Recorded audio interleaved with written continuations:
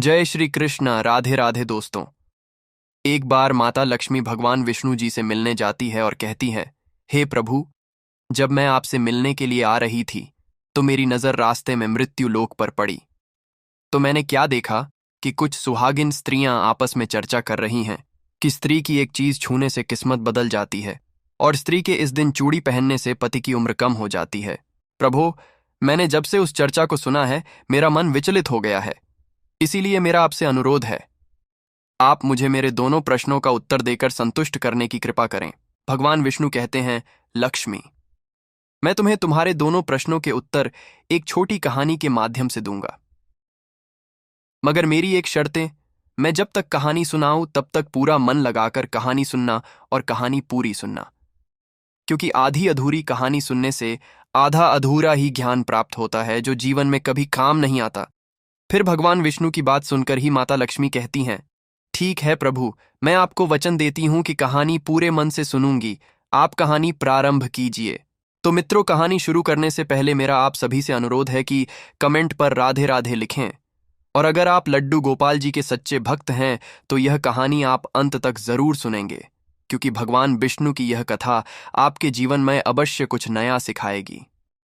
भगवान विष्णु कहते हैं, लक्ष्मी, एक नगर में एक सेठ रहता था।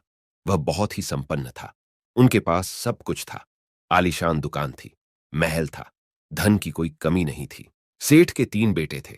तीनों बेटों की शादी हो चुकी थी। सेठ की 3 बहुएं थीं। उनका स्वामी बहुत ही अच्छा था। अपने सास, ससुर और पति की खूब सेवा किया करती थी। इसलिए घर में सुख शांति का वातावरण था। सेठ का बड़ा लड़का थोड़ा स्वभाव का अच्छा नहीं था। इसलिए सेठ के बड़े लड़के की उसके मां बाप से नहीं बनती थी। इसीलिए सेठ ने अपने बड़े बेटे को धन नहीं दिया था और अपने दोनों छोटे लड़के और तीनों बहुओं में बांट दिया था, जिसकी वजह से बड़े लड़के की आर्थिक स्थिति ज्यादा अच्छी नहीं थी। भगवान विष्णु कहते हैं, लक्ष्मी, एक बार सेठ अपने मन में सोचता है कि भगवान ने मुझे सब कुछ दिया है पर एक बेटी नहीं दी है। यदि एक बेटी होती तो मैं अपने मन की सारी बातें अपनी बेटी को बताता और बेटी को बहुत दुलार करता। भगवान विष्णु कहते हैं, लक्ष्मी, सेठ अपनी सेठानी के साथ में अपना अच्छा जीवन जी रहा था, मगर एक बेटी की कमी सेठ जी को हमेशा खलती रहती थी। सेठ जी हमेशा अपने घर के पास स्थित मंदिर में श्री राधा के दर्शन करने जाया करते थे। एक दिन जब सेठ जी मंदिर में राधा के दर्शन करने गए, उस दिन मंदिर में एक संत पधारे थे। फिर सेठ को कुछ उदास देखकर कि संत ने सेठ से पूछा, तुम उदास क्यों हो? तो सेठ बोले, महाराज, मेरे कोई बेटी नहीं है, इसीलिए मैं उदास हो। फिर संत मुस्कुराए और बोले, यदि जीवन में किसी का अभाव है तो उसकी जगह भगवान को बिठा लेना चाहिए। तो सेठ जी बोले, महाराज, मेरे तो कोई बेटी नहीं है, तो मुझे क्या करना चाहिए? फिर संत बोले, अरे सेठ, तुम एक काम करो, तुम बरसाने की बेटी श्री राधा को ही अपनी बेटी क्यों नहीं मान लेते हो? भगवान विष्णु कहते हैं कि हे लक्ष्मी, इस प्रकार संत की बात सेठ जी को बहुत ही पसंद आई। उसी दिन सेठ ने राधा का एक बड़ा चित्र मंगवाया और उसे अपने कमरे में लगा लिया। अब तो सेठ का जीवन पूरा बदल गया। वे उठते बैठते सोते जागते श्री राधा जी को अपनी बेटी मान करके उनसे बातें करने लगते थे। और इतना ही नहीं, सेठ को अपनी बेटी राधा से हर बात बताने में बहुत ही आनंद आता था। इस प्रकार सेठ की राधा में ऐसी लगन लगी कि जब भी वह दुकान पर जाते थे तो श्री राधा रानी को भोग लगाकर के प्रसाद पाकर ही जाते थे, और शाम को लौटते थे तो राधा को प्रणाम करते और उनसे बातें करते और भोग लगाकर के प्रसाद ग्रहण करते थे। भगवान विष्णु कहते हैं कि हे लक्ष्मी, उस सेठ ने जब से राधा को अपनी बेटी के रूप में स्वीकार किया, वह हर समय प्रसन्न चित्त रहते थे। जब भी सेठ से कोई पूछता था कि तुम्हारे कितने बच्चे हैं, तो सेठ हमेशा यही कहता था कि मेरे 3 बेटे, 3 बहुएं और एक बेटी है। भगवान विष्णु कहते हैं, लक्ष्मी, एक दिन सेठ जी के घर में चूड़ी पहनाने वाली मणिहारन आई तो राधा ने सोचा कि आज तो दिन ठीक नहीं और आज के दिन तो चूड़ी पहनना अशुभ होता है। इसलिए श्री राधा जी ने अपनी माया से उस मणिहारन की चूड़ियों का रंग खराब कर दिया, जिससे सेठ की बहुओं ने चूड़ी नहीं पहनी और मणिहारन को वापस कर दिया। उधर जब 2 दिन के बाद में वही मणिहारन उन चूड़ियों को देखती है तो वह चूड़ियां सुंदर हो जाती हैं। फिर मणिहारन उन्हीं चूड़ियों को लेकर के सेठ के घर पुनः आती है तो सेठ की तीनों बहुएं चूड़ियां पहनती है। और बाद में राधा भी चूड़ी पहनने के लिए प्रकट होती है। और जब राधा प्रकट हो गई तो मणिहारण ने जब राधा का स्वरूप देखा तो मणिहारण उन्हें देखते ही रह गई। फिर राधा रानी मणिहारण से कहने लगी, मुझे भी चूड़ी पहनाओ। उधर राधा जी की बात सुनकर के मणिहारण ने मन में विचार किया कि हो सकता है कि सेठ के घर पर कोई मेहमान आ गया होगा, क्योंकि हमेशा तो मैं जब भी इस घर में चूड़ी पहनाने आती थी तो सेठ की केवल 3 ही बहुएं दिखाई पड़ती थी जो हमेशा चूड़ी पहनती थी, मगर आज यह चौथी बेटी मुझे नजर आई है। लगता है कोई मेहमान होगी। भगवान विष्णु कहते हैं कि हे लक्ष्मी। और फिर ऐसा सोच करके उस मणिहारण ने राधा जी को चूड़ियां पहना दी। अब राधा रानी चूड़ी पहन करके एक ओट में जाकर के अंतर्ध्यान हो गई। सभी को चूड़ियां पहना करके मणिहारान हमेशा की तरह चूड़ियों का पैसा लेने के लिए सेठ की दुकान पर चली गई। फिर मणिहार को देखते ही सेठ कहने लगा, लगता है घर पर चूड़ियां पहनाने गई थी। तुम हमारी तीनों बहुओं को चूड़ियां पहनाकर आई हो। ये लो अपने पैसे। मैं तुम्हें देखकर ही समझ गया कि तुम दुकान पर पैसे लेने के लिए आई हो। और फिर सेठ ने मणिहारी को हर बार की तरह जितने पैसे देते थे उतने ही पैसे निकालकर दे दिए तो मणिहारन कहने लगी, सेठ जी, इस बार मैंने 3 जनों को नहीं बल्कि 4 जनों को चूड़ियां पहनाई है, इसलिए इस बार मैं ज्यादा पैसे लूंगी। भगवान विष्णु कहते हैं, हे लक्ष्मी। मणिहारन की बात को सुनकर के सेठ कहने लगे, हमारे घर में 3 बहुओं के अलावा चौथी तो कोई है नहीं। फिर तुमने चूड़ी किसे पहनाई? तो मणिहारन कहने लगी, सेठ मैं नहीं जानती, लेकिन मैं तो सिर्फ इतना जानती हूं कि मैंने तो चारों को चूड़ी पहनाई है। फिर इस प्रकार मणिहारन की बात को सुनकर के सेठ कहने लगा, ठीक है, पहले तुम 3 लोगों के पैसे ले जाओ, बाकी के पैसे मैं पहले घर पर जाकर पता करूंगा। चौथा कौन है जिसे तुमने चूड़ी पहनाई है, पहले मैं घर पर जाकर पता करूंगा, उसके बाद तुम्हें पैसे दूंगा। मणिहारन बोली, ठीक है सेठ जी, पहले आप घर पर पता कीजिए, उसके बाद मुझे मेरे पैसे दे देना। और ऐसा कह करके वो मणिहारन सेठ की दुकान से चली गई। भगवान विष्णु कहते हैं कि हे लक्ष्मी। शाम को सेठ जी जब घर पर पहुंचे उन्होंने घर में मणिहारन के बारे में पूछा। उनकी बहुओं ने कहा कि केवल हम तीनों ने ही चूड़ियां पहनी थीं।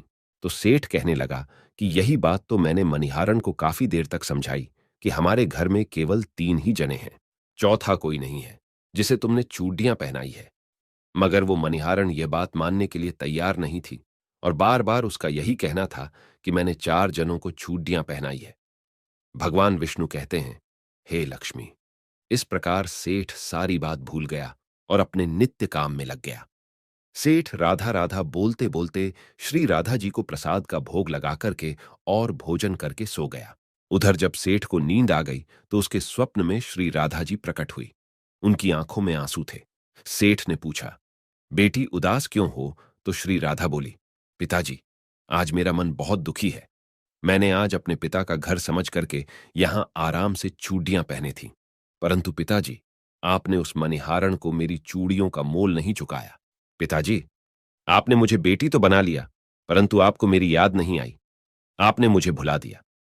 इससे मैं बहुत दुखी हूं। भगवान विष्णु कहते हैं, हे लक्ष्मी।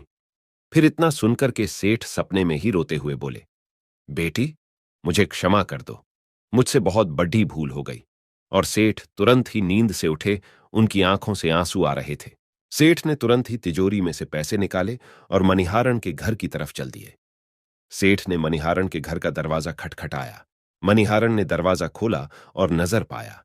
सेठ खड़े तो मणिहारन कहने लगी, सेठ जी, इतनी रात को आप कैसे आना हुआ? और फिर मणिहारन सेठ को अपने घर के अंदर ले गई। सेठ की आंखों में आंसू भरे थे। फिर सेठ मणिहारन से कहने लगा, तुम्हारे जैसा बड़ेढ़ा भागी कोई नहीं, तुम तो बहुत ही भाग्यशाली हो। तो मणिहारन कहने लगी, सेठ जी, ऐसा क्या हुआ?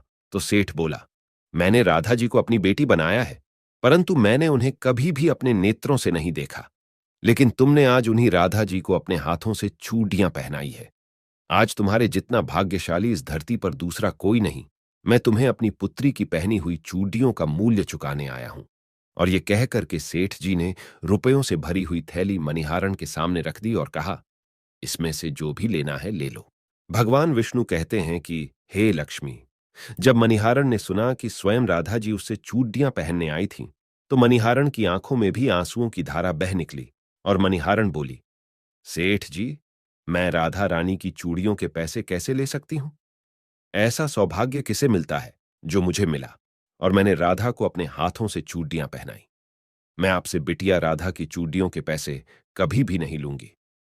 भगवान विष्णु कहते हैं लक्ष्मी, परंतु सेठ नहीं माने। सेठ जी ने रुपयों से भरी हुई थैली मणिहारन के घर पर रखी और वहां से सीधे घर आए और अपनी पत्नी को लेकर के श्री राधा जी के मंदिर में चले गए। और उस दिन के बाद में सेठ जी ने अपना सब कुछ छोड़ करके संन्यास ले लिया और अपना सारा जीवन राधा जी के मंदिर में राधा जी की भक्ति करते हुए फिर बिता दिया। भगवान विष्णु कहते हैं लक्ष्मी, इधर तो सेठ मंदिर में राधा जी की भक्ति का दीवाना हो जाता है और अपनी पत्नी के साथ में मंदिर में रह करके राधा रानी की भक्ति करने लगता है। उधर राधा रानी बड़े लड़के के सपनों में पहुंच जाती है और कहती है, तुम अपनी मां की सेवा नहीं करते हो, इसीलिए तुम्हारी ये स्थिति है। तुम आज से ही अपनी मां के चरण स्पर्श करना प्रारंभ कर दो। रातों रात में तुम्हारा भाग्य देखना कैसे बदलता है। भगवान विष्णु कहते हैं लक्ष्मी, इस प्रकार से अटका पड़ा लड़का अपनी मां के रोजाना चरणों को स्पर्श करने लगा और फिर बहुत बड़ा आदमी बना और उसके पास धन की कोई कमी नहीं रही। फिर भगवान विष्णु कहते हैं लक्ष्मी, तुम अपने पहले प्रश्न का उत्तर समझ लो। तुम्हारा पहला प्रश्न था कि स्त्री की कौन सी चीज उसे बिना बताए छूने से रातों रात भाग्य बदल जाता है।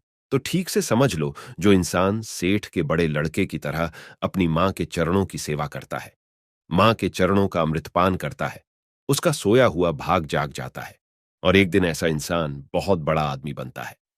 भगवान कहते हैं कि लक्ष्मी, अब तुम अपने दूसरे प्रश्न का उत्तर सुनो। तुम्हारा दूसरा प्रश्न था कि स्त्री के किस दिन चूड़ी पहनने से पति की उम्र कम हो जाती है।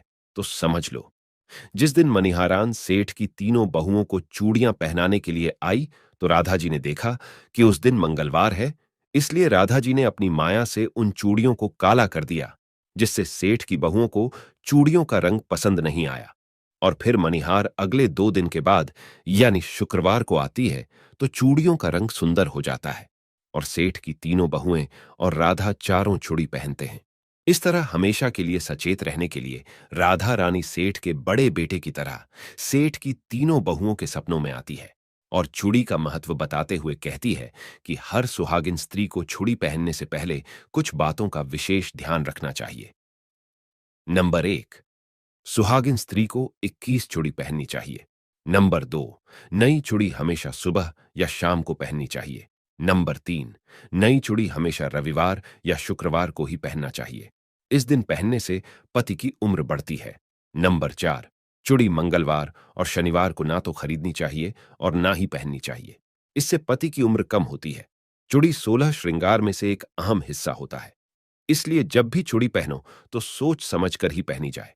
यदि आपको यह कहानी पसंद आई हो तो प्लीज आप हमारे चैनल को सब्सक्राइब करें और भगवान विष्णु और लक्ष्मी के लिए एक लाइक करना ना भूलें। जय श्री श्री राधे राधे।